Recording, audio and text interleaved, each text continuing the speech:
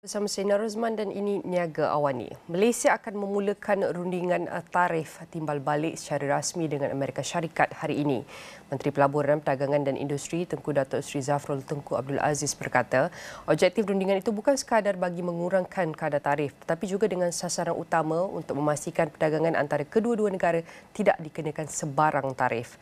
Katanya delegasi Malaysia untuk rundingan itu akan diketuai oleh Timbalan Ketua Setiausaha Perdagangan Kementerian Pelaburan, Perdagangan dan Industri MITI, Masura Ahmad Mustafa. Beliau berkata ia adalah sebahagian daripada usaha strategik kerajaan bagi memastikan Malaysia tidak lagi dikenakan tarif, khususnya dalam sektor penting seperti teknologi dan ekspor bernilai tinggi. Katanya sebagai sebahagian daripada persediaan ke arah rundingan, Malaysia dan Amerika Syarikat telah menandatangani perjanjian kerahsiaan NDA bagi memudahkan pertukaran maklumat teknikal serta dokumen berkaitan. Rundingan dijangka berlarutan beberapa minggu di mana 4 isu utama dibangkitkan oleh Amerika Syarikat dalam rundingan itu turut dikenal pasti sebagai keutamaan rundingan.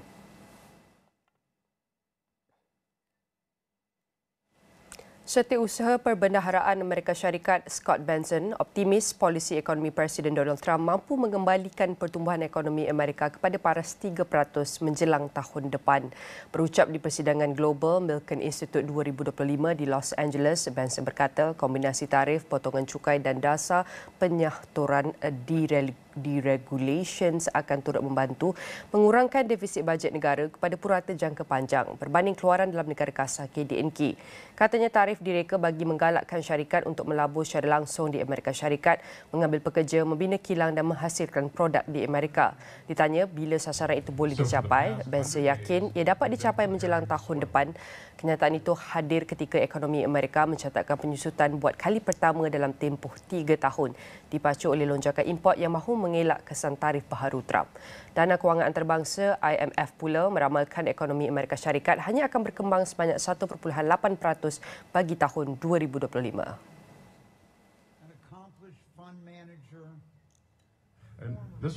Baik, kita akan bawakan terus bersama tetamu dalam talian untuk bantu kita faham mengenai apa setelah rundingan di mana sidang khas Parlimen telah berlangsung semalam kita lihat dibawakan oleh Perdana Menteri Datuk Seri Anwar Ibrahim.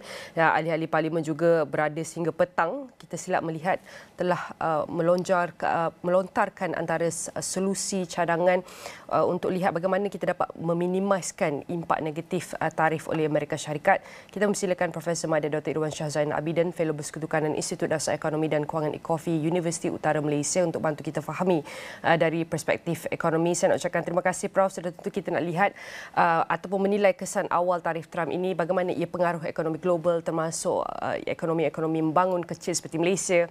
Adakah lonjakan dagangan Amerika Syarikat pada bulan Mac ini menunjukkan permintaan sebenar atau lebih kepada kesan pendahuluan oleh syarikat yang mahu mengelak impak tarif? Dan kalau ya, apakah antara indikator yang perlu kita perhatikan dalam data ini? Dia lebih kepada kesan pendahuluan tersebut kerana kita tahu bahawa ada kesan yang dipanggil front loading itu untuk nak mengelak daripada kesan tarif ini, kerana Nina, kita perlu balik melihat dari segi kronologi secara ringkaslah, sebab Trump sudah pun mengumumkan akan melaksanakan tarif timbal balik atau timbal balas ni pada bulan Februari, 13 Februari. Dan kita tahu pada bulan Mac, awal bulan Mac, beliau sudah pun mengumumkan tarif kepada aluminium dan juga steel. Jadi kita tahu bahawa peniaga sudah pun bertindak dengan apa yang telah pun diumumkan oleh Trump pada suku pertama. Jadi sebab itu kita nampak peningkatan dalam prestasi perdagangan itu di Amerika Syarikat, itu juga kita nampak di Malaysia. Jadi itu saya fikir yang kita perlu fahamlah. Dalam konteks ekonomi Amerika Syarikat, saya fikir indikator utama yang kita perlu tekankan adalah prestasi pertumbuhan KDNK mereka lah pada suku pertama yang sudah pun mengalami penguncupan, contraction. Jadi kalau mereka mengalami satu lagi penguncupan pada suku seterusnya, itu sudah pun menunjukkan ekonomi Amerika semua berada pada apa yang dipanggil kemelesetan ekonomi, ya. Tapi saya berpendapat bahawa data perdagangan yang kita lihat ini dia bukanlah sesuatu yang, ataupun data perdagangan pada suku pertama ni bukanlah sesuatu yang kita kata refleksi gambaran kepada keadaan atau prestasi perdagangan pada ketika ini, akibat daripada ketidakpastian yang berlaku akibat daripada pengumuman yang dilakukan, and then ada delay dan sebagainya, perubahan-perubahan yang begitu kerap dilakukan oleh Presiden Trump sepanjang 100 hari beliau menjadi presiden ini. Dan kita lihat kekerapan itu memberi kebimbangan terhadap pelabur pasaran di seluruh dunia. Dan apabila syarikat global alih rantaian bekalan ke Asia Tenggara, sejauh mana sebenarnya Dr. Malaysia boleh manfaatkan perubahan ini secara mampan? Apakah sektor atau dasar yang perlu kita fokuskan untuk kekal kompetitif? Dalam aspek itu, saya fikir apa yang diumumkan oleh Yang Amat Perdana Menteri semasa persidangan khas Parlimen itu, saya fikir adalah beberapa ikhtiar ataupun strategi yang bagi saya secara keseluruhannya baiklah untuk nak memastikan bahawa kita bukan sahaja dapat mengelak daripada kita kata kesan yang lebih teruk, tetapi juga kita nak mencari cara bagaimana kita boleh memanfaatkanlah keadaan ketidaktentuan ini dalam perspektif rantaian bekalan global. Contohnya dari segi bagaimana kita cuba untuk nak mengukuhkan dari segi pasaran-pasaran ataupun ekonomi yang kita boleh tingkatkan di masa hadapan. Maksudnya dari segi bagaimana kita nak mengukuhkan apa yang dipanggil kerjasama ekonomi, rentas sempadan, dan juga bagaimana kita nak memastikan bahawa untuk kita nak mengukuhkan rantaian bekalan global itu, kita juga perlu mengukuhkan kerjasama kewangan. Ini penting dari segi financing, finance trade. Jadi saya fikir ada juga disentuh dalam konteks ASEAN Plus 3. Jadi ini beberapa cara yang bagi saya kita boleh lakukan. Tapi ini adalah pada peringkat awal, dan segala apa pun prospek dari segi bagaimana kita nak cuba memperkukuhkan kita punya global supply chain itu bergantung kepada keputusan rundingan dan juga hasil daripada rundingan yang sedang yang baru bermula inilah, dan begitu juga respon daripada negara-negara lain. Jadi saya fikir Malaysia mungkin boleh perkukuhkan dari segi suara yang supaya kita punya satu suara di dalam platform ASEAN itu juga sangat penting pada ketika ini. Tapi masih terlalu awal lah untuk saya nak melakukan sesuatu analisis yang lebih mendalam, kerana perbincangan pun baru bermula, dan kita lihatlah apa yang akan berlaku selepas ini, dan juga apa yang akan diputuskan oleh Presiden Amerika Donald Trump itu sendirilah. Dan bolehkah data perdagangan ini menjadi petunjuk awal kepada kelembapan ekonomi ataupun kemelesetan global, manakala faktor seperti ketidaktentuan dasar dan konflik tarif akan semakin meningkat dan akan menjadi semakin kompleks? Ia bergantung kepada bagaimana Trump. Saya juga berpendapat pada ketika ini pun Trump sudah pun melakukan beberapa perkara yang dapat mengurangkanlah kesan yang boleh mencetuskan kepada kemelesetan ekonomi. Hakikat bahawa beliau bersedia untuk berbincang pun saya fikir adalah satu indikator penting bahawa beliau pun memahami jika beliau teruskan tarif timbal balas itu, ia akan menyebabkan keadaan ekonomi ataupun mempercepatkan lagi risiko kemelesetan ekonomi. Jadi saya percaya bahawa beliau pun sedang meneliti keadaan tersebut, dan juga beliau juga ada mengumumkan bahawa keputusan memberikan tarif yang sangat tinggi kepada China itu pun adalah satu keputusan yang perlu difikirkan semula. Jadi perkara-perkara inilah bagi saya yang saya melihat akan memberikan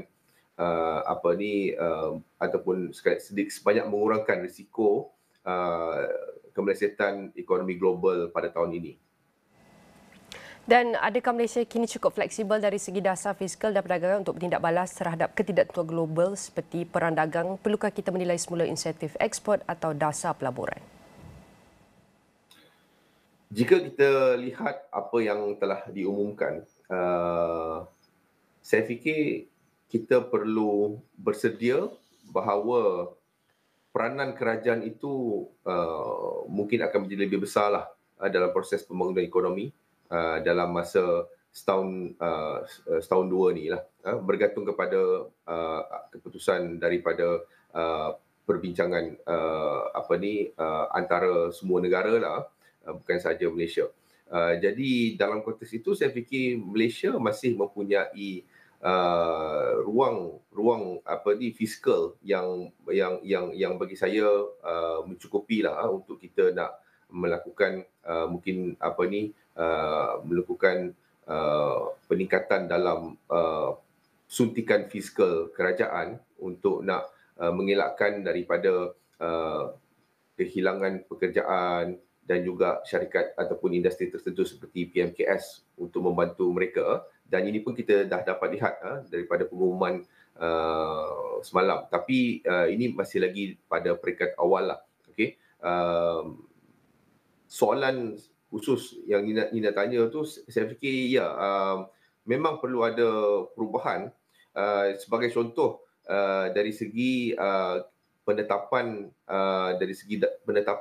penanda aras dan juga strategi lah, itu juga penting. Kerana kalau kita lihat bahawa sememangnya kita sudah pun bersedia untuk mengurangkan unjuran pertumbuhan ekonomi pada tahun ini pada sekitar 4.1%. Jadi dalam hal ini saya fikir kita juga perlu melihat dan juga merombak dari segi sasaran untuk jangka masa sederhana dari segi 2, 3, 5 tahun mendatang. Adakah sasaran contohnya di bawah kerangka ekonomi madani sasaran 6% setahun itu masih lagi boleh digunakan ataupun dirombak. Itu juga di dalam Pelan Induk Perindustrian baru 2030 di mana sasaran pertumbuhan ekonomi, sasaran dari segi peningkatan dalam pendapatan, median pendapatan untuk sektor pembinaan ataupun perkilangan itu juga bagi saya perlu dilihat semula, dan juga strategi khusus juga saya fikir perlu dilihat dalam konteks kita nak mendepani cabaran ketidakpastian dari sudut ekonomi dan juga perdagangan global ini. Dan Dr. Irwan mungkin boleh kongsikan bergerak ke hadapan dalam tempoh terdekat 3 atau 6 bulan. Bagaimana untuk kita menilai keadaan ataupun persekitaran di Amerika Syarikat, di China, dan bagaimanakah kalau kita lihat situasi itu akan memberi impak kepada Malaysia dalam tempoh terdekat, dan apakah antara first defense line yang boleh Malaysia lakukan? Pertama sekali, apa yang Malaysia perlu lakukan adalah bagi saya dari segi komunikasi. Okay? Walaupun ada disebut bahawa adanya pemantauan petunjuk utama ekonomi yang akan dibentangkan, bagi saya kita tidak boleh hanya menumpu kepada petunjuk dari segi tempahan pembuatan ke ekspor jualan runcit. Kita perlu melihat dari segi bagaimana pelaksanaan dasar dan juga dari segi apakah keputusan-keputusan terkini yang dibuat dari hasil perundingan ini. Contohnya bagaimana keputusan dari segi non-tarif barriers tersebut, empat permintaan ataupun fokus utama dalam perbincangan itu. Bagi saya ini penting, dan saya fikir defense yang paling penting adalah kita semua perlu sedar ini adalah masalah kita bersama masalah negara dan perlu ada pendekatan keseluruhan masyarakat, keseluruhan kerajaan. Saya fikir ini pentinglah. Jadi dua perkara penting. Pertama dari segi komunikasi. Jadi komunikasi itu saya fikir perlu lebih kerap dilakukan. Dan yang kedua, pendekatan keseluruhan masyarakat. Maksud dia bukan hanya melibatkan kerajaan yang ada, dan kalau boleh jangan hanya melibatkan satu kementerian je lah. Sebab saya tengok sekarang ni memang miti yang ke hadapan. Saya fikir kementerian lain lah. Kementerian Ekonomi, Kementerian Sumber Manusia perlu juga ke hadapan. Kementerian Kos Sara Hidup. Ini sekarang ini semua penting. Dia melibatkan semua pihak, dan juga penglibatan daripada pihak pembangkang juga perlu sangat penting untuk memberikan perbincangan ataupun idea-idea yang konstruktif untuk kita berhadapan dengan ketidaktentuan ini. Begitu juga dengan masyarakat dan juga pemain-pemain industri yang juga perlu memainkan peranan dari segi bantuan dan pemerkasaan ekonomi tempatan lah, terutamanya GLC, GLIC, untuk memperkasakan dan juga membantu syarikat-syarikat yang kemungkinan akan terjejas seperti pemain-pemain PKS. Baik, terima kasih Dr. Irwan kerana bantu kami faham bagaimanakah Malaysia dapat mengukuhkan daya tahan ekonominya dan bagaimana kita dapat menyesuaikan kedudukan Malaysia dalam lanskap global yang semakin tidak menentu ini. So, tentu banyak pendekatan yang boleh kita laksanakan. Saya nak ucapkan terima kasih kepada Dr. Irwan, dan setiap perbincangan ini akan kami rangkumkan dalam astroawani.com dan di semua platform digital Astro Awani.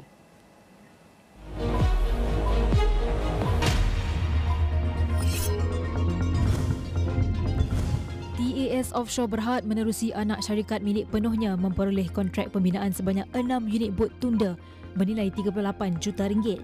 Kontrak tersebut telah ditandatangani dengan 2 pelanggan baharu dari Indonesia dan kapal-kapal berkenaan dijangka dapat dihantar pada tahun kewangan 2026. Hasil yang dijana daripada kontrak itu dijangka menyumbang secara positif kepada pendapatan dan aset bersih kumpulan TAS bagi tahun kewangan berakhir 31 Mei 2026. High-Tech Padu Berhad melantik Syed Omar Alba Syed Abdullah 38 tahun sebagai Ketua Pegawai Eksekutif Kumpulan berkuat kuasa 26 Mei 2025 menggantikan Hasrul Azwan Muhammad Yusof yang meletakkan jawatan kerana mengejar peluang kerjaya lain. Kumpulan itu berkata beliau yang sebelum ini merupakan Timbalan Ketua Eksekutif Perancangan dan Pembangunan Perbadanan Kemajuan Negeri Perak memiliki pengalaman lebih 13 tahun dalam pelbagai sektor termasuk pelabuhan dan logistik, telekomunikasi, pembangunan hartanah, tenaga boleh diperbarui serta perkhidmatan kerajaan. Alpha IVF Group Berhad membuka klinik satelit pertama di Jakarta, Indonesia sebagai sebahagian usaha meningkatkan akses rawatan kesuburan di pasaran ASEAN. Klinik Alpha Women Specialist di Pantai Indah Kapuk, Jakarta Utara menyediakan rawatan di kesuburan, obstetrik dan ginekologi, penilaian hormon serta rawatan sindrom ovari polisistik dan endometriosis. Laporan penuh di saluran 501 dan astroawani.com serta daganus.com. Susulan sesi Parlimen Khas berkaitan perang tarif dan kesan terhadap Malaysia, Persatuan Perusahaan Kecil dan Sederhana Malaysia Sementa menggesa kerajaan merujuk semula beberapa dasar yang dikatakan akan bawa kepada kenaikan kos terhadap PKS.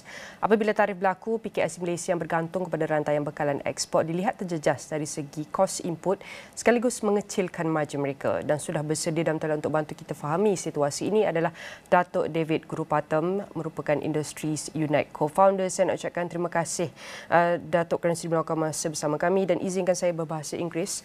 Firstly, Datuk, support. We want to talk about the maybe government supports. What are some of the gaps that we need to address? As the PM speech emphasises supporting affected exporters, particularly SMEs. From your perspective, what are the specific gaps in current government interventions that fail to address the real on-ground struggles of SME exporter facing the US tariff hikes? I think the first thing that we have to be very concerned about is the exclusion of non-exporters. So currently, if you look at the support, it's for the SMEs or companies that are involved in exporting. However, we must realize that the supply chain isn't just about exporters. So domestic sectors such as logistics, retail and F&B face rising input costs due to tariffs but lack targeted aid. So in other words, their costs are going to go up. They're not exporters, SMEs in this business, but their costs are going to go up. There seems to be a gap there that needs to be addressed. The other is, of course, regulatory burdens. Currently, obviously this happened suddenly, and the government kind of got caught by surprise by this very, it's very imposing sanction in a way. But we have to also rationalize our previous policies that we had planned for. And one of the main things I think that affect SMEs are the SST expansions or possible SST expansions, and also local council fees. These are sort of existential issues for SMEs, because SST, as you know, affects the margins as well. So if we are expecting margins for a lot of these SMEs to come down, then perhaps one of the considerations temporarily or for the short term might be looking at whether we want to expand SST charges at the moment, because that remains unaddressed. Of course, the other thing is something that we have been facing for some time now, which is labor shortages, right? The restrictions on foreign worker hiring, especially in sectors like tourism and logistics. So one, it worsens the operational chain, and second, it increases the costs for these SMEs. I understand that we want to move away from reliance on foreign workers, but we've got to look at reevaluating these policies in light of the current situation that we have. Yeah.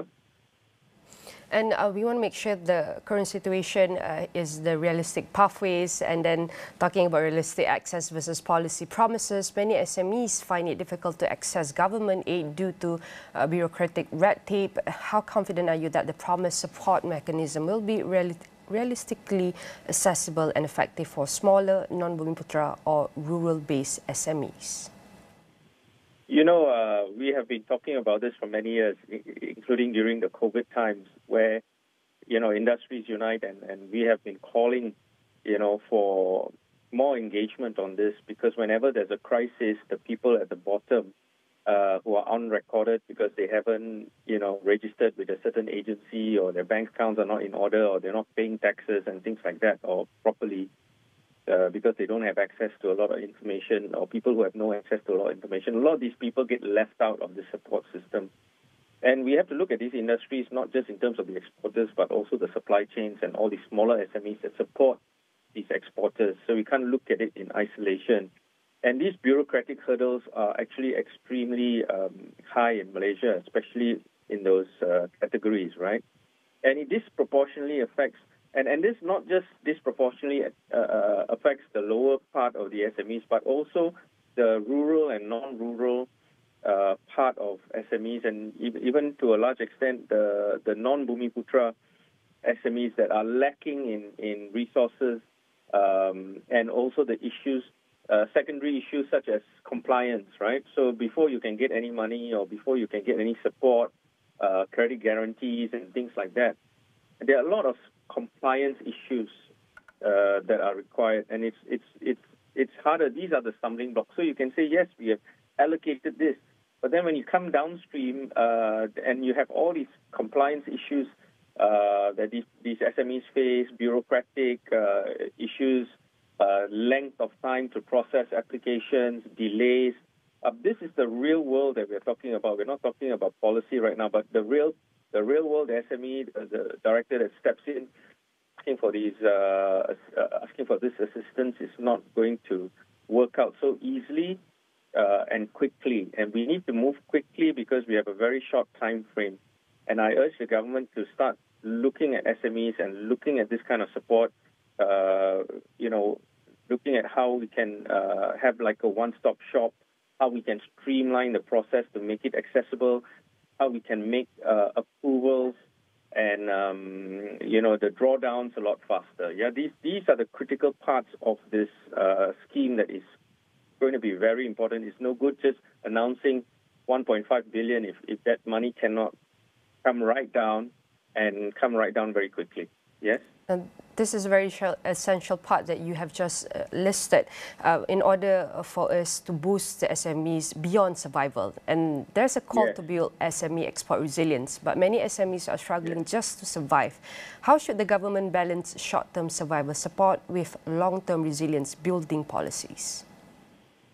I think in the short term, the issue will be liquidity and access to capital, because if you're looking at exporters, and even if there is, I don't think we're going to go to zero tariff. It's going to affect definitely margins and the ability to do business. So, number one, there must be confidence. So if you try to walk to a pasar malam and you only got 5 ringgit in your wallet, it will affect your confidence. So the first thing that we need to do to address these issues with the SMEs is to give them confidence. Making announcements are not good enough.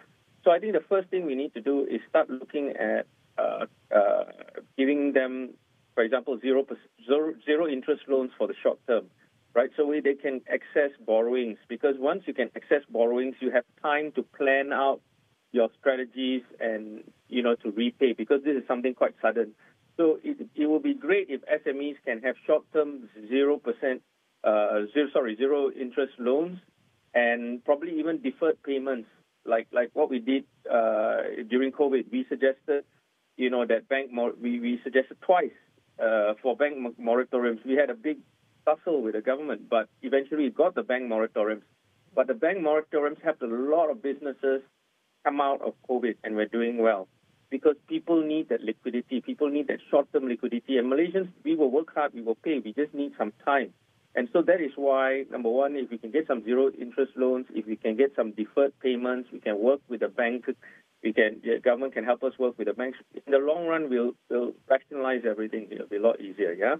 And then in terms of long-term resilience, we need grants for digitalization. I agree with the government on this. Digitalization is the way forward. I mean, you just have to look at China as an example, and we can't live if we don't do that. We need a bigger push to it, and everything requires money. So that we must find a solution, because some very intelligent people up there in government, they need to figure this out. Because with digitalization comes automation, right? So for all of this, we also need good broadband strategies, good broadband networks, and you can see the mess that we are in on that. I mean, I'm just going to say it. I'm going to put it out there as where we are in terms of connectivity. And unless we address these issues, in a very serious manner, we're never, there's no point talking about digitalization and automation and all of that. We need emphasis on those kind of long-term priorities. And the other is prioritizing immediate working capital injections while phasing resilient investments over 12 to 18 months would be a balance. So in other words, I mean, you can come in with these conditions and say, well, if you implement this, if you implement that, then we can work out a longer period. We can help you fund this, and you can have a balance of both. Yeah. So you have to have a short term, as I said, liquidity problem, zero interest loans. But in the long term and for resilience, we need grants. We need longer term loans and better repayment strategies. Yeah. Dato', when you talk about also regional corporations, which markets realistically present the most viable alternatives to the US for Malaysian SMEs, how do we avoid repeating over-dependence this time with regional giants like China or India? What are the best strategy or approach that we can apply? I think number one is, if you look at ASEAN, compared to 1975 and now we are in 2025, we are a very sophisticated trading bloc as a group. We are China's one of the largest traders with China and, in fact, the rest of the world. And if you look at the size of the population of ASEAN, we have a good, strong population. We have a young population, unlike China. And we have the benefits of being between two growing giants, both India and China. And so we should be looking more at coordinated approaches when it comes to growth. In other words, coordinated approaches as to investments, SME, and things like that. What we're doing and why we're going to find it difficult to compete with blocs like India and China is because they're one. Like China, you have one party or the elites that not elites, rather the top level, and everything gets translated down and it's out in the streets. Everybody follows the same policy.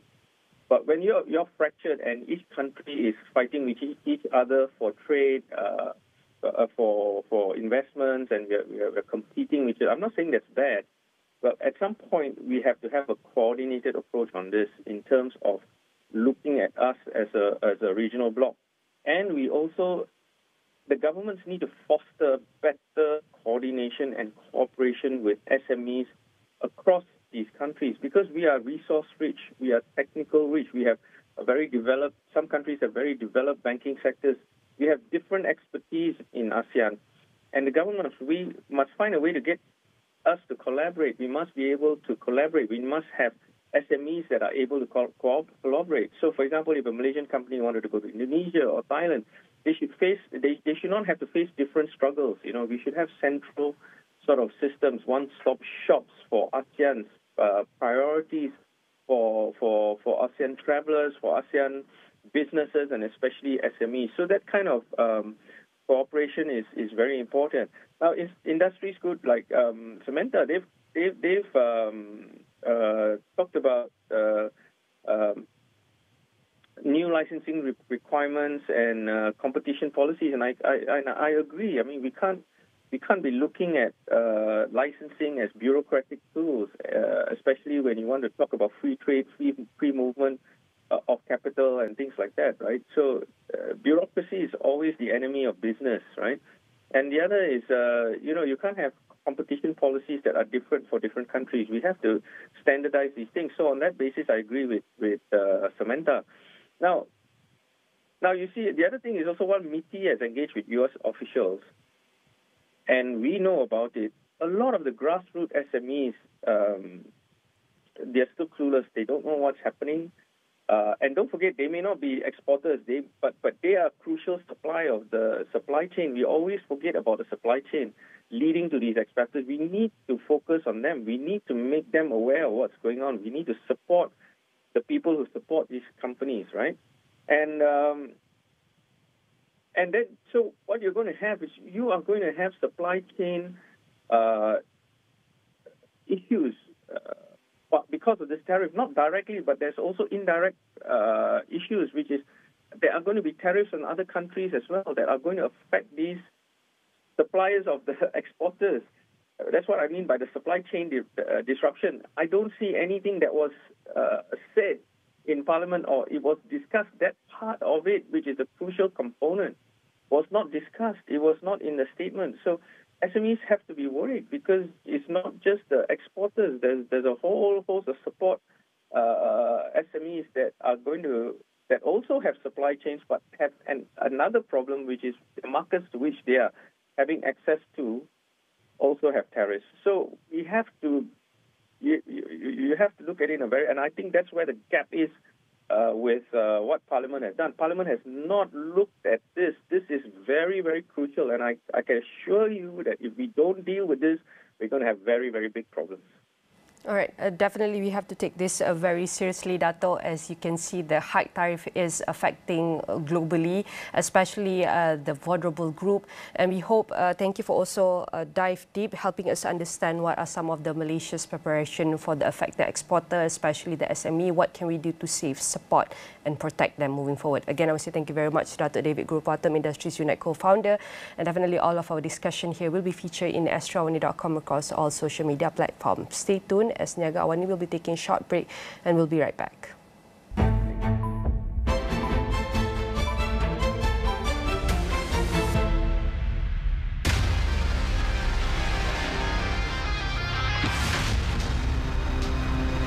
Aku dibesarkan bersama-sama Syamsi. 3 jaga 3. Tak sangka Syamsi berwujud. Kerja kurang ni. Dapat Syamsir. Semua orang ingat kau dah mati, Boran. Kau dapat peluang start balik. Lepas tu ini agak balik. Dah sampai masa untuk awak putuskan siapa awak sebenarnya. Aku Burhan. Aku Keluang Man.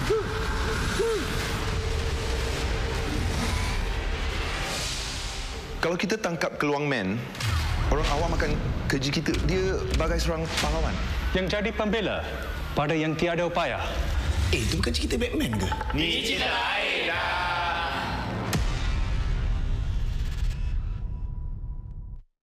Bagi Rio! Kolaborasi antara TVS dan juga Astro Buat julung kali, meletup ke Borneo. Konsert meletup TVS di Mini Sarawak. hanya satu malam kita berhibur bersama bintang-bintang kesayangan anda. Konsert meletup TVS. Nang Champion, Nang Legend. 17 Mei ini Meriah bersama kami. secara langsung. Eksklusif di TVS dan Astro Go. Program Sentuhan Kasih Rakyat Sabah atau Syukur merekodkan lebih 68,000 penerima menerima bayaran bagi fasa pertama. 225 unit rumah kos rendah sedang dibina di 5 lokasi strategik seluruh Sabah. Kerajaan Negeri Sabah disaran mengkaji semula kaedah pengiraan kadar kemiskinan yang digunakan pada ketika ini agar lebih mencerminkan realiti sebenar. Kerajaan Sarawak mahu terus memperkukuhkan hubungan dengan pelajar Sarawak di seluruh Malaysia menerusi program Ngabas Anak Sarawak.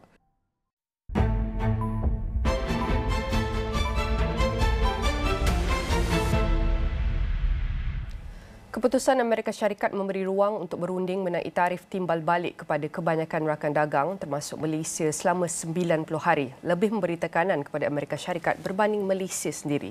Menurut pengarah program MBA Putra Business School Profesor Dr. Nina Rozamn Abdul Latif, Amerika kini berdepan dilema apabila sebahagian besar keperluan industrinya terutama dalam sektor teknologi dan semikonduktor sangat bergantung kepada komponen dihasilkan Malaysia. Oleh itu saya melihat, saya masih berpendapat bahawa dalam rundingan ini kemungkinan sektor-sektor utama yang masih lagi diperlukan oleh Amerika Syarikat akan kekal tidak ada tarif. Dan disebabkan itu apabila rundingan dilakukan, ianya hanya akan menjurus kepada sektor-sektor yang mungkin terkesan, yang mungkin akan dikenakan tarif.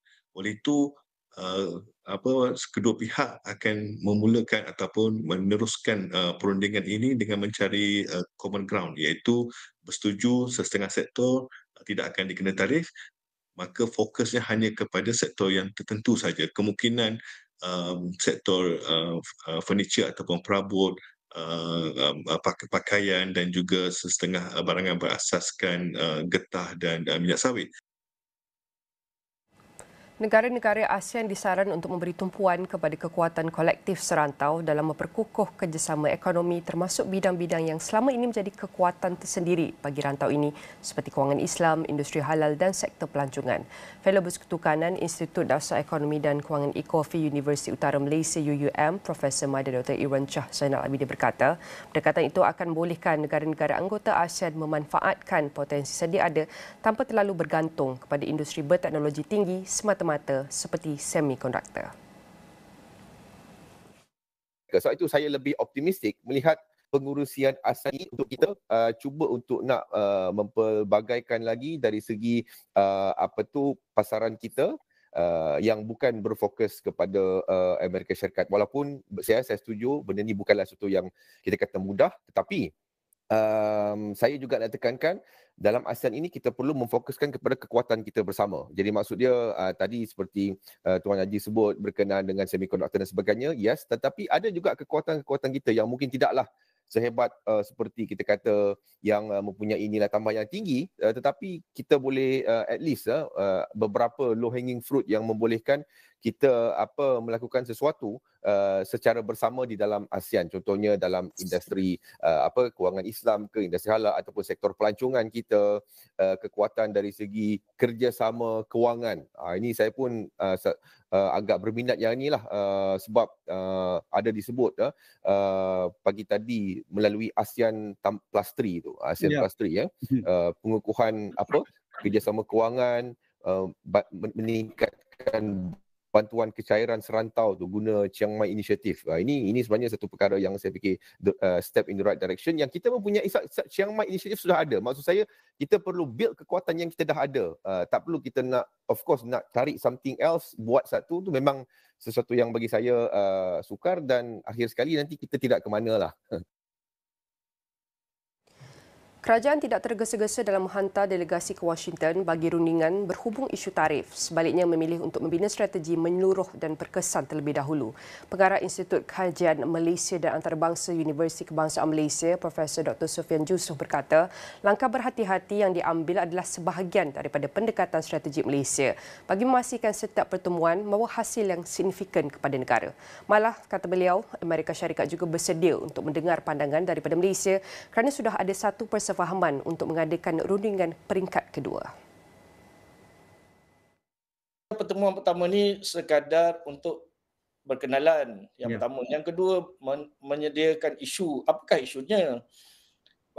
Langsung pulang, kan? Pulang dan membuat persiapan. Jadi sekarang ini kerajaan pun telah melantik satu ketua perunding pada MITI dan juga melantik beberapa orang lain yang membantu beliau. Dan ketua perunding ini memang amat berpengalaman dalam perundingan perdagangan bebas, dan beliau dan pasukan mereka akan pergi lagi pada Jun ini, iaitu sebelum tarikh tamat 90 hari yang oleh Trump. Jadi ini menunjukkan bahawa Amerika Syarikat bersedia untuk mendengar pandangan daripada Malaysia kerana telah ada satu perjanjian ataupun persefahaman yang akan ada perundingan peringkat kedua.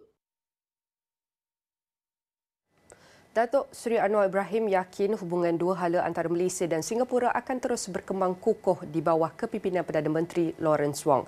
Kata Anwar, hubungan erat yang sudah lama terjalin antara kedua-dua negara akan terus diperkukuh, terutamanya ketika Malaysia memegang pengerusi ASEAN tahun ini. Tambah beliau, Malaysia turut menantikan untuk bekerjasama rapat dengan Wong dan pentadbirannya dalam memperkukuh hubungan yang sedia ada berasaskan sejarah bersama serta kerjasama ekonomi yang teguh. Selain itu, Anwar dalam perkongsian di Facebooknya memaklumkan menghubungi rakan sejawatnya itu untuk mengucapkan tahniah atas kemenangan besar Parti Tindakan Rakyat PAP dalam pilihan raya umum Singapura baru-baru ini. Dalam pilihan raya itu, PAP memenangi 87 daripada 97 kerusi parlimen dan kekal mentadbir republik itu.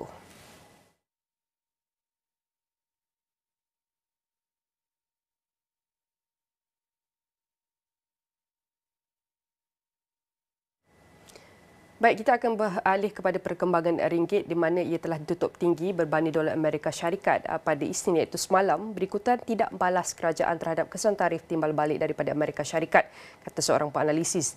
Pada 6 petang, ringgit melonjak kepada 4.1990 berbanding dolar Amerika Syarikat daripada 4.2560 ketika ditutup Jumaat yang lalu. Baik, kita akan melihat dan menyaksikan bagaimanakah pembukaan semula Bursa Malaysia setakat pagi ini lebih tepat pada 6 Mei 2025. Nilai ringgit Malaysia berbanding dengan mata wang dunia iaitu USD ketika ini yang telah mendapat perhatian hangat di peringkat dunia kerana beliau telah mengenakan tarif timbal balas kepada kebanyakan negara, dan kita lihat antara negara yang dikenakan tarif juga termasuk Malaysia sebanyak 24%. Namun kita dalam tempoh iaitu pos pemberhentian sementara untuk ruang rundingan tentang kadar tarif yang akan dicapai selepas 90 hari. Namun kalau kita lihat prestasi nilai ringgit Malaysia setakat pagi ini, ia berada pada 4.237 berbanding USD. Dan kalau kita lihat prestasi dalam tempoh 7 hari daripada hari pertama sehinggalah hari ke-7, bagaimanakah pergerakan ataupun trend nilai ringgit? Sebenarnya mengalami trend peningkatan. Apabila graf ini menunjukkan penurunan, mencerminkan nilai ringgit Malaysia berada dalam keadaan ataupun kedudukan yang kukuh berbanding dolar Amerika Syarikat, dan purata ataupun range pergerakan nilai ringgit Malaysia berbanding USD antara yang terendah telah direkodkan berada pada lebih kurang 4.3359, manakala antara yang tertinggi telah dicatatkan dalam tempoh seminggu daripada 1 April sehinggalah lebih 6 April ini, ia berada pada 4.1922, dan ini adalah prestasi ataupun pergerakan nilai ringgit Malaysia berbanding dolar Amerika Syarikat dapat kita saksikan dalam tempoh terdekat iaitu dalam tempoh seminggu. Saya akan beralih juga untuk kita meneliti bagaimanakah pergerakan ataupun trend bursa Malaysia setakat pagi ini sebelum saya kongsikan prestasi pagi ini di mana anda sudah melihat jelas iaitu berada 1542.29, namun pada waktu penutup bursa Malaysia semalam telah mengakhiri dagangan Isnin dengan mencatat penyusutan kecil susulan aktiviti pengambilan untung bagi saham-saham telekomunikasi, Investasi, Pembinaan serta Tenaga, kata penganalisis. Pada 5 petang, indeks petunjuk FTSE Bursa Malaysia KLCI susut 0.19% atau 2.95 mata kepada 1,539.54 daripada 1,542.49 pada akhir dagangan Jumaat lepas. Sekarang kita akan saksikan pembukaan semula Bursa Malaysia setakat pagi ini. Seperti yang anda dapat saksikan, peningkatan sebanyak 2.39 atau 0.16% kepada 1,541.93 yang dapat kita melihat setakat 9.30 pagi lebih kurang 6 Mei 2025, dan dalam tempoh 5 hari pergerakan Bursa Malaysia mengalami trend peningkatan. Apabila anda melihat graf ini meningkat, kita lihat ada daripada paras yang rendah 1,515.56 ia telah direkodkan antara yang tertinggi sehingga ia mencapai pada 1,543.52, dan ini adalah prestasi pasaran saham ataupun pasaran tempatan terutamanya Bursa Malaysia yang dapat kita saksikan setakat pagi ini. Sudah tentu banyak lagi perkembangan yang akan kami bawakan. Jangan ke mana-mana. Kita akan teruskan dengan perkembangan AWANI International.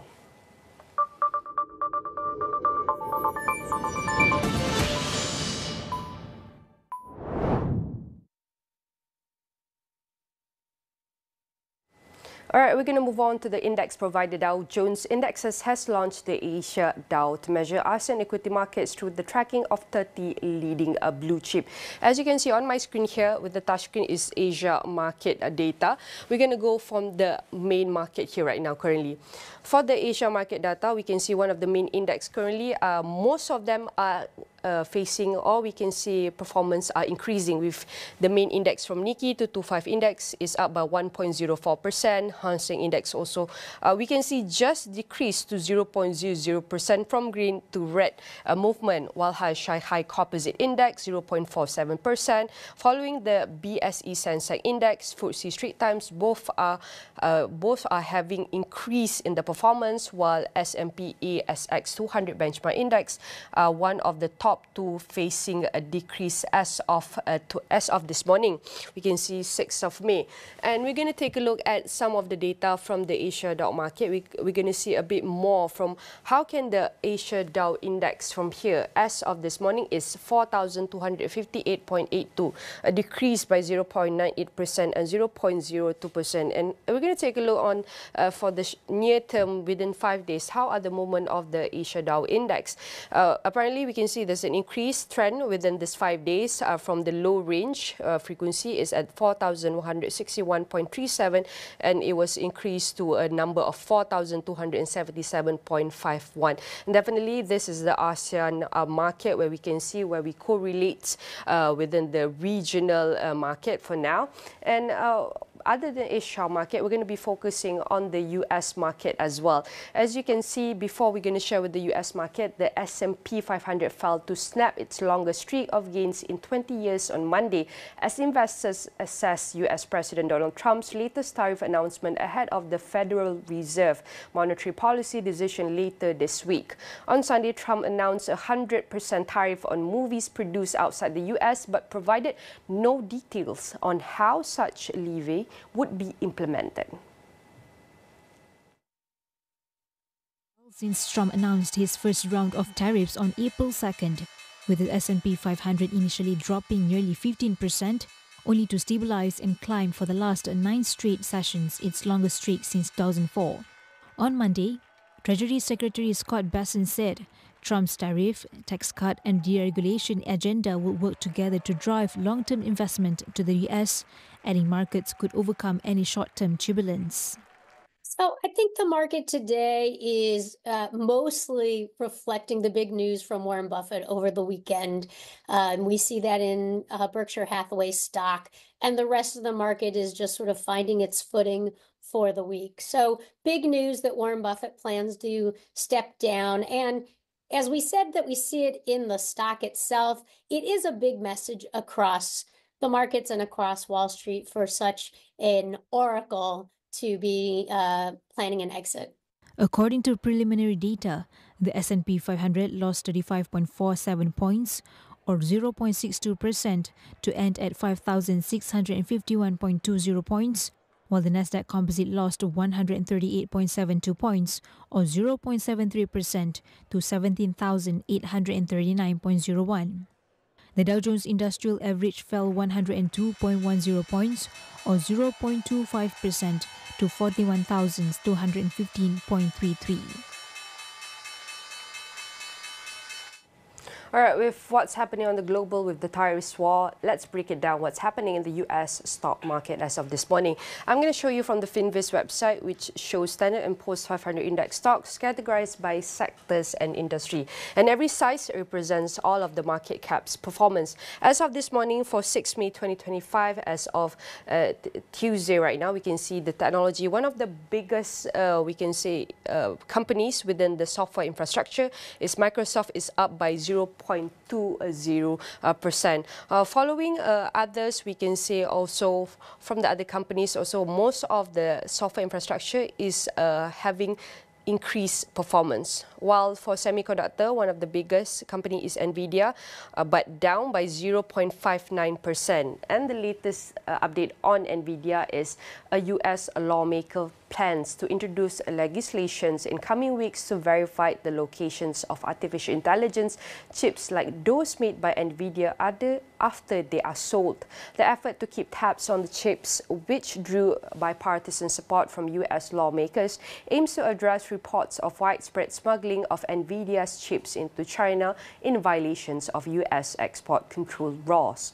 NVIDIA's chips are a critical ingredient for creating AI systems such as chatbots, image generators, and more specialized ones that can help craft biological weapons.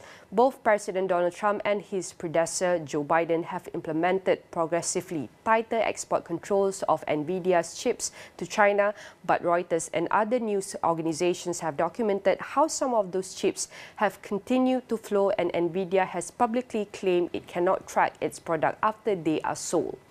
And I'm going to move on with the next update. We can see here around Apple. Apple also is down. One of the highest decrease by Apple is 3.15% as of this morning. Also, Amazon is also down by 1.91%, and Tesla is down by 2.42%. And the recent update on Tesla is the new car sales in Spain fell 36% in April from the same month in 2024 to 571 vehicles. Registration data released by industry group ANFAC showed on Monday, which sales of electric cars from other brands saw. Over the first 4 months of 2025, sales of Teslas in Spain fell 17% over the same period of year earlier, while sales of electrified vehicles, a category that includes both fully electric vehicles and hybrids, were up 54%. Sales of Teslas have dropped in Europe as the manufacturer owned by billionaire Elon Musk faces increased competition from European and especially Chinese EV brands. Musk's embrace of far-right politics in Europe has also led to protests against him and the company, as well as vandalism at its showrooms and charging stations across the US and in Europe. Musk said 2 weeks ago he would cut back on the time he devotes to the Trump administration and spend more time running Tesla. In Spain, sales of Chinese automakers BYD, MG, and Omoda were up 644%, 80%, and 346% so far this year, respectively, ANFAC's report show. All right, also on the next update for Google, Google is also up by 0.14%. 1.14%, and Meta is also up by 0.38%. And the latest update on Google, Google has launched a new film and TV production initiative to scout project it could fund or co-produce. Business Insider reported a move that could help it capitalize on an industry reeling from rising production costs and potential US tariffs. The initiative, called 100 Zeros, is a multi-year partnership with Range Media Partners, a talent firm and production company known for its work on films including A Complete Unknown and Long Legs, according to the report on Monday. Alphabet's own Google is looking to boost the visibility and adoption of its newer offerings, including AI and spatial computing tools, and blend the physical and virtual worlds through the initiative, which backed the marketing of indie horror film Coco last year, the report said.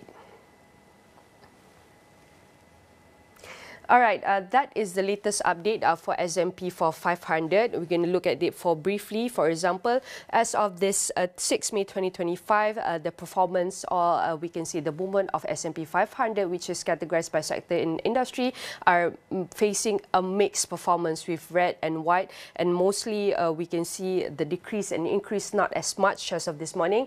And this is the S&P 500. And I'm going to move on to the next update with India's IPOs, largest IPOs. We can say about the India's IPO engine is revving once again with electric scooter startup Astro Energy set to debut on the country's public markets after launching a $352 million initial public offering, the largest in India in several months. According to a report by Nikkei Asia, the IPO was slightly oversubscribed, signaling renewed enthusiasm among investors after a subdued period in India's equity market.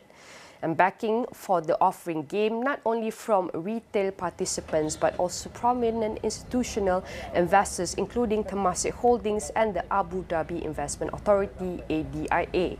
Atar headquartered in Bengaluru is widely regarded as a trailblazer in India's electric mobility scene. It currently ranks as the fourth largest electric scooter seller in the country, competing in a fast-growing market driven by climate goals, rising fuel costs, and government incentive for EV adoption. The company's public debut is seen as a bellwether for India's broader IPO pipeline.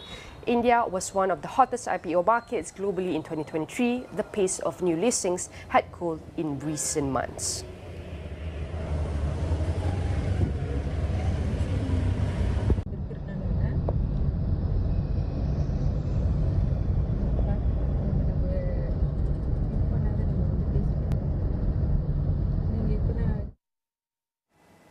All right, please stay tuned with us. Don't go anywhere, as my colleague Ibrahim Sani will bring more updates on the economy business right after this break.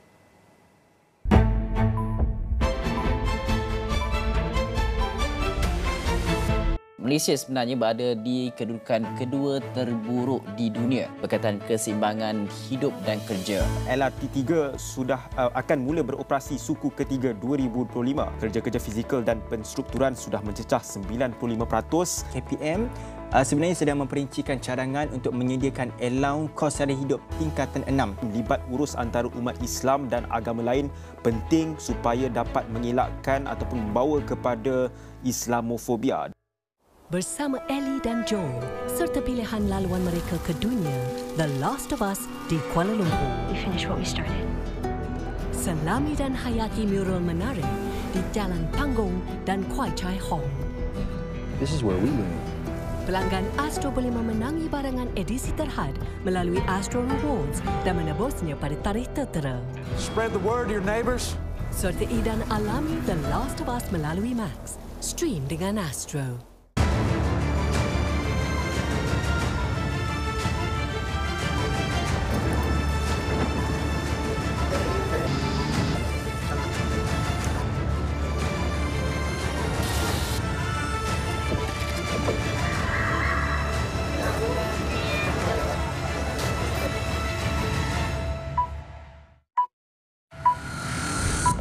Gempur di AWANI 7.45. Di era digital, pemasaran bukan hanya tentang penjualan semata-mata. Penceritaan menarik jadi kekuatan dalam membina hubungan perniagaan, tingkat pengetahuan, perkasakan perniagaan anda. Saksikan segmen Jiwa SME dalam program AWANI Pagi dan Niaga AWANI setiap Isnin hingga Khamis di saluran 501. Dibawakan oleh penaja utama jelajah Jiwa SME, Unify Business, rakan digital pilihan anda.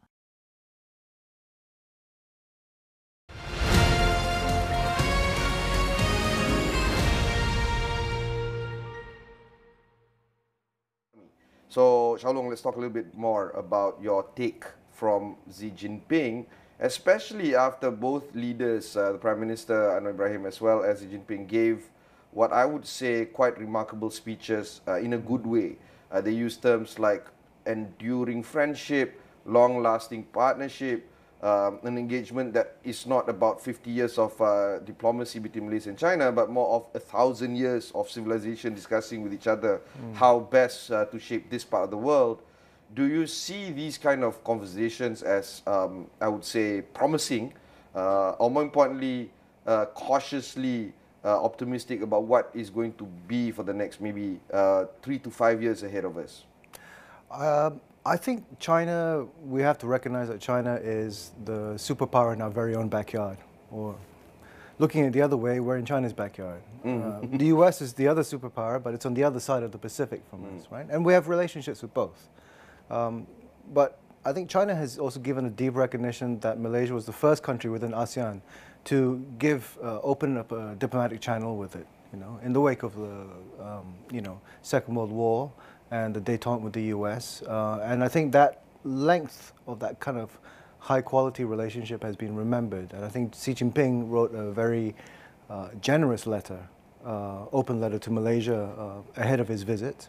I don't know whether you read it, but he really is like a history, textbook of all the goings-on between Malaysia and China over decades and centuries, as you mentioned. So I think going ahead now, of course, economic ties between Malaysia and China are only going to deepen. We've signed, the Regional Comprehensive Economic Partnership, or RCEP, in recent years. That's building upon the ASEAN plus China agreement. Now I think there's discussion about having ASEAN plus China revisited again in terms of trade agreements. Of course, our global value chain, we're very much tied up in China, more so than the US. But of course, the goods end up flowing to the US as well. And this is where some of the complications come in. I would like to approach this on two angles. The first is on the cultural aspect. How are we going to see ourselves as Asian-centric? Tun Mahathir many years ago did ask us to pivot, look East policy. That's one area, cultural. Another area is industries, because especially as you rightfully pointed out before the start of the interview, sectors like the E&E, for instance, or semicon, very much geared towards how the US is going to shape our industries in this side of the world, especially in the realm of fabrication and of course manufacturing, not so much the design yet. Now, considering that China and US are our two biggest trade partners other than that of Singapore, do you feel that because of the volatility that the White House brings today, more so than Trump's first term, it's just going to be a reality that we're going to depart dealing with American companies and America altogether? Or do you feel that this is just another one of those hiccups, just 4 years, we're going to get back to business after Trump? How do you see these two elements? Okay, this is a big crystal ball question. And I think one of the ways to cut it is to look at the fact that, okay, Trump is going to be there for at least 4 years, right? Okay, Chop. I say at least, advisedly. Yeah, he said that he wants to do another term and the Constitution doesn't allow it, and he says, why not just change the Constitution? So there's that. There's a debate about that, right? So that's why I say at least 4 years. Yeah. But then, even if it's not him, it could well be an ideological heir, right? You've got the likes of J.D. Vance, who, pretty much is the, he is the kind of more hardline ideological cheerleader for MAGA, make America great again. And he's kind of set out his thoughts extensively in writing, and he's very articulate about it. So there's every possibility that at some point, maybe he's next, or maybe in another round or two, he could also be a presidential candidate, and you could see similar policies being brought online. So what we have to look at is not just the short term with the US. We have to look at the long term, right? And I think it's a good education for Malaysia, because you've got, say, Chinese policy on the one hand, they're very long term, right? They don't do anything without having done a lot of planning and research. They didn't pivot away from coal without doing tons of research at the Chinese Academy of Sciences. It's been a kind of 20 or 30 year kind of project there. Then the US does shift quite a lot, and we've seen policy shift dramatically towards Asia through many presidents, right? From Obama down to Trump, then Biden, then back to Trump again. And the last time we heard America talk about centuries was the Project for the New American Century under the neocons, right? And that was about 20 years ago under George W. Bush. So far they haven't really been talking in that kind of long-term time frame. But I think it's a good reminder for us as well. And you were talking about history earlier. One of the things to remember, there's this great book by a scholar from my old university called Janet Abulugod, and she wrote Before European Hegemony. and she basically described the Indian Ocean economy before the arrival of the Europeans, right? And that was basically an economy where, you know, the center was Southeast Asia, and then you had China, you had India, the Middle East, and so forth, right? And the trade flowed back and forth. This is the monsoon trade, right? Where we were the kind of crossing point. And there were two things that disrupted it. First, the Mongols invaded from Central Asia. They knocked out both the Chinese and the Indian empires. Then the Europeans took over the trade routes, right? And then that became the kind of modern world as we know it, right? But in a way, what we see now, the potential for it, we see out of these new Asian connections, the rise of India, rise of China, you know, rise of ASEAN as well, is a kind of rebuilding of that old Indian, you know, Indian Ocean kind of trading network, right? And we're kind of re-establishing these relationships. You know, this is a time when Malays were very involved in ocean commerce, right? Before the British kind of forced them out. You know, Said Hussein Alatas is covered in Myth of the Lazy Native. So, you know, in a way, I think we do have to revisit some of these lessons from the past in order to help inform our future. But we really need to start thinking strategically long term to manage the emerging risks, right? And these risks, why are they coming about? In a way, I look at international relations realist theory, and that's going to tell us that a country like the US, it's become the superpower. It beat Europe. It beat rivals from Europe, such as Germany, and it prevented the rise of Germany through entering into World War II. And then it beat down Japan in Asia, and it became the dominant power in its own hemisphere, right, the Western Hemisphere. And one of the lessons from that, as the U.S. International Relations scholar John Mearsheimer says, is that a superpower like that, a great power, can't tolerate the rise of another great power. Yeah. Right? And it inevitably, like a Highlander thing, there can only be one, right? And it can't tolerate one emerging and dominating in another region for fear that it will begin to dominate its own region, right? So there's this kind of fear of someone interfering with your backyard. I would say that's the kind of guiding theory under, say, the Obama and the Biden administrations. With Trump 2.0 now, we see a bit of a shift in that. There is a rivalry with China, but that rivalry is primarily economic. But they seem to want to just focus on the Western Hemisphere. That's why he's talking about Greenland, and Canada, rewriting the relationship with Mexico, the Panama Canal. It's very much what is the alternate theory of international relations called spheres of influence. We just want to jug our own backyard, right? And they're less concerned about interfering with Taiwan. In fact, they want to kind of de-risk from Taiwan, which I'm sure is good news for China, right?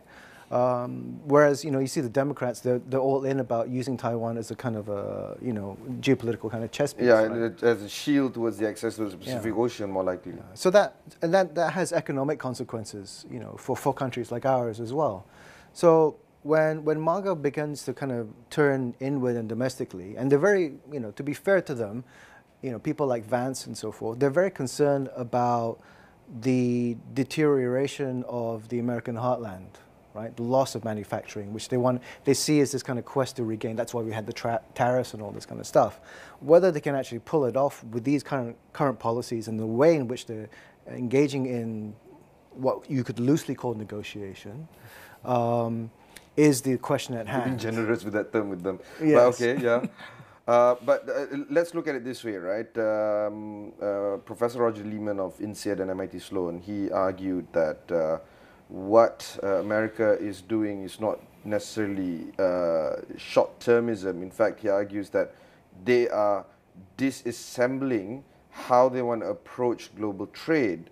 And it is a groupthink, considering that Republicans are in domination of all the three branches of the government. They make no attempts in terms of how to calm waters, and they, in fact, as you would said so just now, de-risking all the kind of geopolitical elements that are happening everywhere. So retreating inwardly, precipitating the whole resurgence of Asia again. And you know, if we draw back or pull back the historical timeline to 1,000 years ago, the two big economies have always been India and China. Now, with the US retreating, and with India and China in a lot of ways getting their act together again, and new actors in play, folks like Indonesia, We don't know the wild card that they've been having for the longest of time, when they're going to play that card, if they can act together. Do you feel that the posturing of the Madani government is on the right path? I wouldn't say supplicating, but of course, opening the doors and allowing for greater negotiations to take place. The Ministry of Economy, for instance, is having great conversations with ARM, the semiconductor company, to have greater IP access for Malaysian companies to have designing chips, for instance. We're looking at MITI allowing for more trade to happen in Africa and South America as well. Are these the right things to do, considering that on the backdrop of this, we have that America that we know of today? I think the government has taken a lesson since the first Trump administration, say back in 2017, 2018, where there was the start of the US-China trade war, right, so to speak. And there was this opportunity about shifting the balance of economic power, right? And Malaysia, I would say, actively took steps to try and get advantages from that. First courting investment moving out of China that was looking to de-risk and still maintain linkages with the US. And that very much reflects, Malaysia's kind of core position that we want to look both ways, provided that, there is a possibility for a fair and mutually advantageous relationship, right? The current situation has made that more challenging. We've had a good dialogue with China, and I think it's been great for both countries, for the president of China to come to Malaysia while it's chair of ASEAN. And it's the first time, I think, in 11 years that he's been back here. And I think it's given a great recognition to Malaysia's leadership role. Malaysia's also in recent years tried to diversify its geopolitical and geoeconomic relationships by engaging with BRICS, becoming a BRICS partner country, and that was also welcomed by Xi Jinping in the last week. And we've seen a very close relationship emerge with Brazil as well, including Brazil's presidency of the G20 last year, where I think Malaysia, for the first time, was invited to join, the sort of big boys club, right? So it's been a great kind of diplomatic moment for Malaysia, and on top of that, G20 and BRICS. Yeah. And and Brazil actually has opened up communication with Malaysia for us to help them in their semiconductor industry as well. So we're doing joint design. I attended a conference last week on the subject. So it's we're deepening these kinds of economic relations with these new large emerging markets, right? And in a way, it's going to help us because we need to de-risk. Everybody needs to de-risk. Even the European Union needs to hedge its risks between the US and China, because when the two greatest markets and producers of the world economy are in conflict, everybody has to think about safety options, right? Of course, there are practical limits to that in the short term, because there's no other market that can absorb as much demand as the US can, right? And Europe is worried about too many Chinese goods flowing in. We've sometimes had challenges with that as well, as the US has closed its borders. Now, I think it's important to have a conversation about managing that relationship, managing, say, the diversion of trade from the US. But I think we need to step it up and also talk about very strategic investments in advanced manufacturing. Because our own semiconductor industry, for example, wants to level up. That's part of the National Semiconductor Strategy. That's under MITI that the Prime Minister himself has been promoting as well since last year.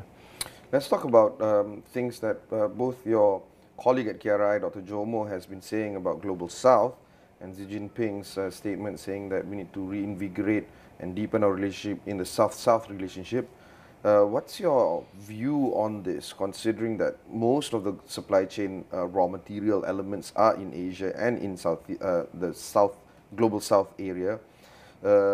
Advanced manufacturing, you touched it briefly just now, but do you feel that this is the time for us to be serious about G20, about BRICS, about Global South, and other cooperations that we may have not been looking at seriously before, perhaps due to our overdependence to the 3 or 2 big markets or trading partners that we have?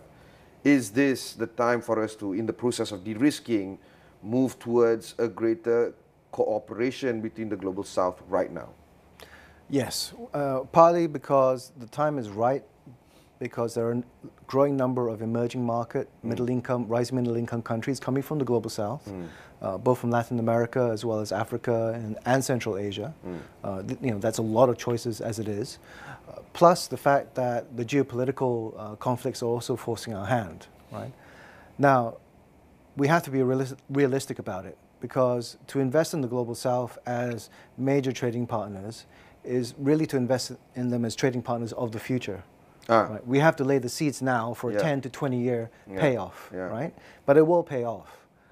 Because I think this conflict between the US and China is structural. It's deeply structural, right? It's the nature of realist international relations that they are coming to conflict, primarily because China has been successful at the manufacturing game. It's been successful at reindustrialization. I say reindustrialization because China used to be around 24-25% of the global economy's manufacturing capacity back in a couple of centuries ago. They lost it, and now they're back again, right? In a way, that's what the US wants to try to do for itself, right? But in a way, rather than trying to learn from China, they're just trying to butt heads with them. I think there are lessons there. They're very important lessons for us, but we're a small country, right? We don't have the scale of either the US or China, so we kind of have to do it in a different way. But we have, great competencies, great skills in a number of areas of industrialization, technology, semiconductors, agriculture, and so forth. And we've also built very good institutions for accumulating and managing wealth, right? Our oil and gas wealth has been channeled into sovereign wealth funds like Kumpulan Wang Amanah Negara. It was used to set up Pemodalan Nasional Berhad, which partly was used to sort of decolonize the economy by taking the plantations back into Malaysian ownership, right? Among other things. Yes. So, these are very actually important lessons and institutions that are not necessarily present in a lot of Global South countries, right? So Malaysia actually has a lot to teach other countries, and it comes to mind that there are a couple of newly oil exporting countries like, say, Guyana, Senegal, right? They've become major oil producers. But at a time when you've got climate change putting policy pressure on them.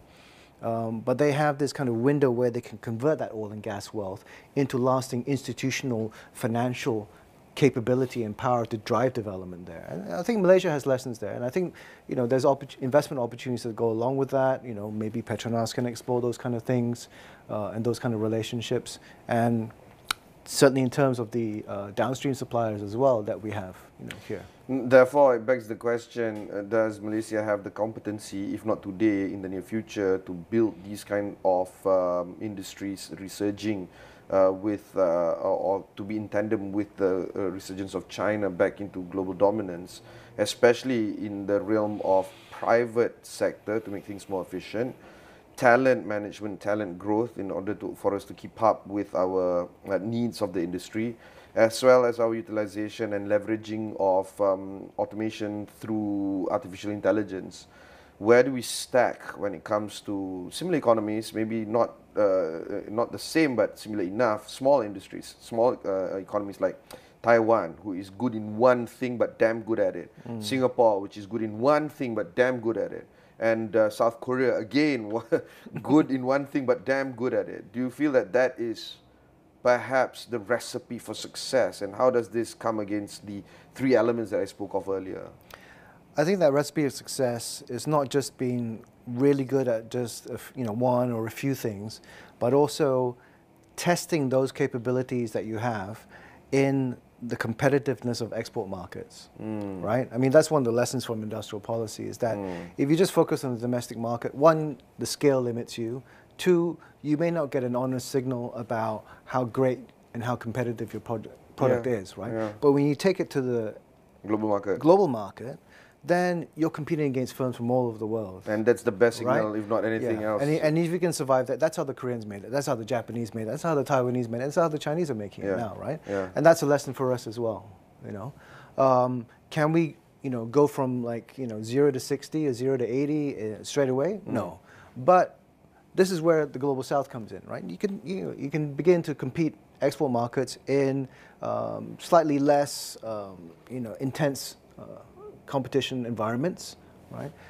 Say some African countries, Central Asia, and so forth, and then begin to scale up. You know, there are countries in say Africa where European Union products, for example, are major competitors, right? And can we compete against them there? Because to get into European Union, it's still quite protectionist.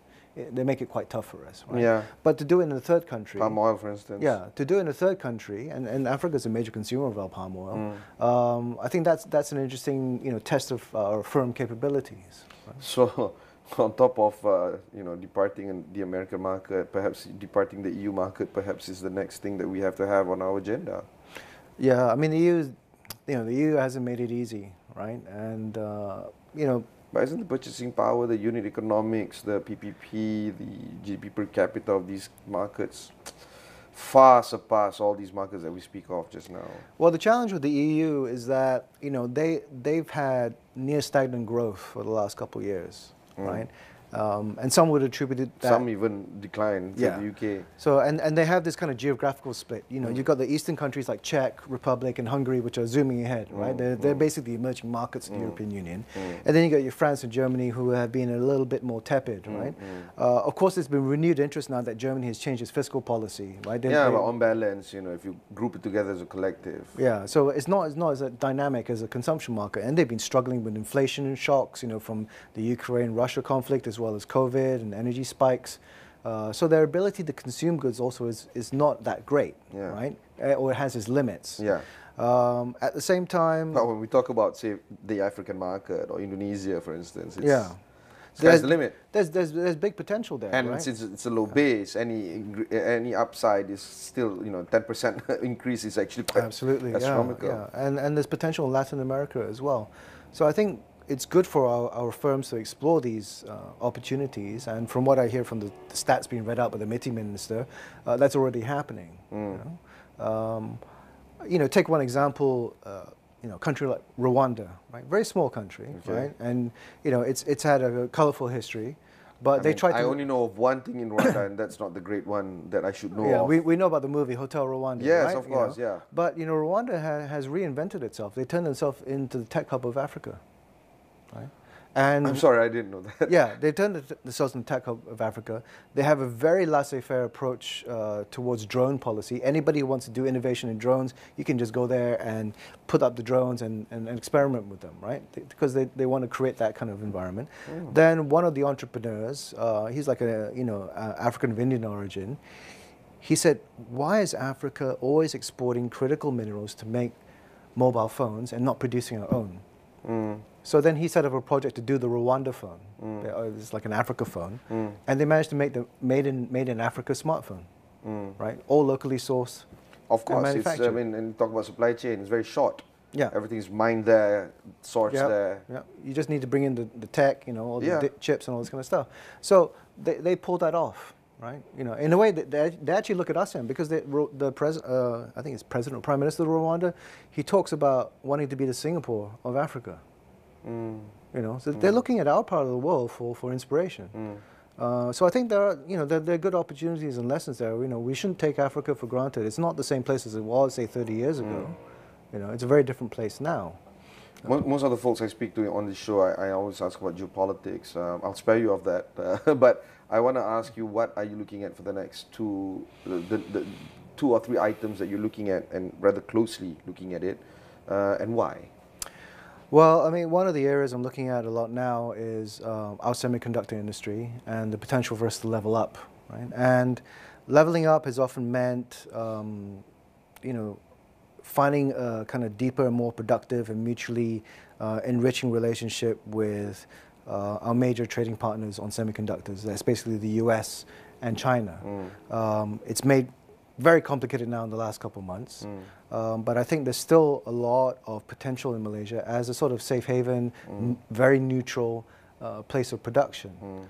But I think we have to begin to look at diversifying the markets for our semiconductor products.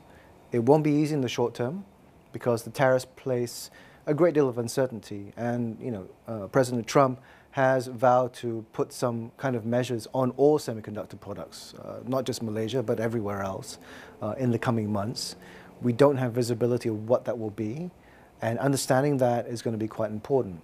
I think also understanding the way in which global value chains can shift in Malaysia's favor of getting more value added done here is also quite important. And tied to that is developing our talent pool, developing our incentives for firms to do quality production in-house in Malaysia. That's a big challenge. So I would say semicon manufacturing, we want it. Every country wants to get better in manufacturing. Especially the design part, yeah, the front end. And a lot of countries are jumping on the semiconductor bandwagon. But I think the thing to recognize about Malaysia is that basically it's one of 11 countries that really has a serious semiconductor industry, and we've had one for 50 years. But that also means that we are one in 11 countries chasing investment money to grow these kind of industries. It's pretty red ocean space unless we have that, I don't know, je ne sais quoi. I think we've done better than, say, some emerging Gulf countries who they've thrown billions at it, right? And they've built sort of factories in the desert and so forth, but they've not really been able to build an industry precisely because they don't have the ecosystem that we have here in Malaysia. So I think we have to take that advantage and turn it into even more strategic use for our manufacturing future. Because, to be honest, I do understand where some of the US is coming from, because we've also deindustrialized, right, since the early 2000s. And the challenge that we have now is to reindustrialize. That's why we have the new industrial master plan and all the ambitions in there, right? We have no choice, because industrialization is the key, it's the secret sauce in order to get better wages, better jobs, right? Better research going on in our universities, and ultimately a better quality of life, right? These are the Malaysian goals. But we have to achieve them through the development of our own industry, our own large firms, and we got to export this kind of stuff, because the Malaysian market is just not big enough, right? So we need to have these good trade and diplomatic relationships with our neighbors, both near and far, in order to take advantage of that and build a better future for Malaysia.